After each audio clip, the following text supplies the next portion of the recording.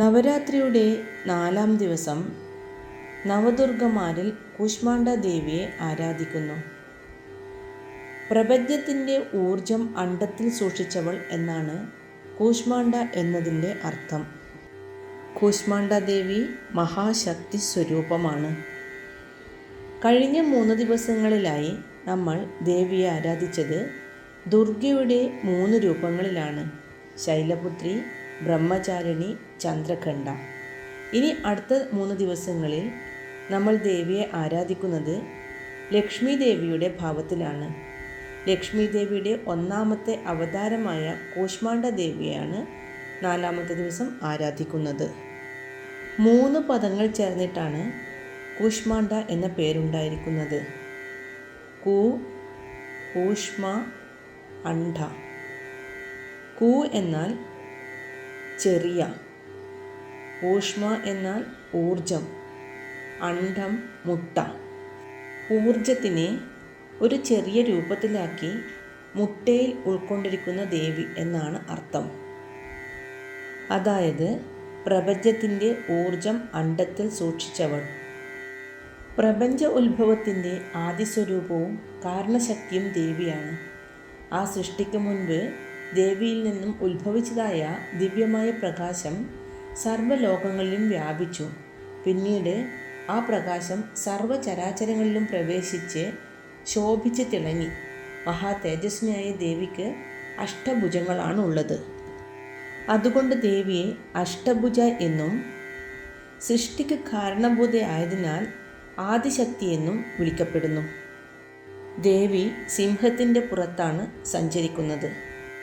8 കൈകളുള്ള ദേവിയുടെ വലതു കൈകളിൽ കമണ്ഡലു, അമ്പ്, വില്ല്, താമര എന്നിങ്ങനെ ധരിച്ചിരിക്കുന്നു. ഇടതു കൈകളിൽ അമൃത കലശം, ജപമാല, ഗദ, ചക്രം എന്നിവയും ധരിച്ചിരിക്കുന്നു. ദേവിയുടെ കയ്യിലുള്ള അമൃതകുംഭം എന്നത് ദേവിയുടെ ഭക്തന്മാരോടുള്ള വാത്സല്യമാണ്. അത് അമ്മയുടെ ഭക്തന്മാർക്ക് കൊടുക്കാൻ വേണ്ടിയാണ് പിടിച്ചിരിക്കുന്നത്. ഭക്തന്മാർ നിരാശയിലോ സങ്കടത്തിലോ ആയിരിക്കുന്ന സമയത്ത് അവരുടെ മനസ്സിന് ഊർജം കൊടുത്ത് ഉണർത്താൻ വേണ്ടി കയ്യിൽ കരുതിയിരിക്കുന്നതാണ് ഈ അമൃതകുംഭം. അമൃതകുംഭം കയ്യിൽ ധരിച്ചിരിക്കുന്നത് കൂശ്മാണ്ഡ ദേവിയുടെ ഒരു പ്രത്യേകതയാണ്.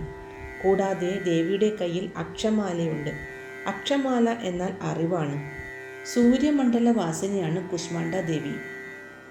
പ്രപഞ്ചത്തിലുള്ള എല്ലാ ജീവജാലങ്ങൾക്കും ഊർജം ലഭിക്കുന്നത് സൂര്യനിൽ നിന്നാണല്ലോ. ആ സൂര്യൻ കൂശ്മാണ്ഡ ദേവിയെ ആശ്രയിച്ചാണ് നിലനിൽക്കുന്നത്.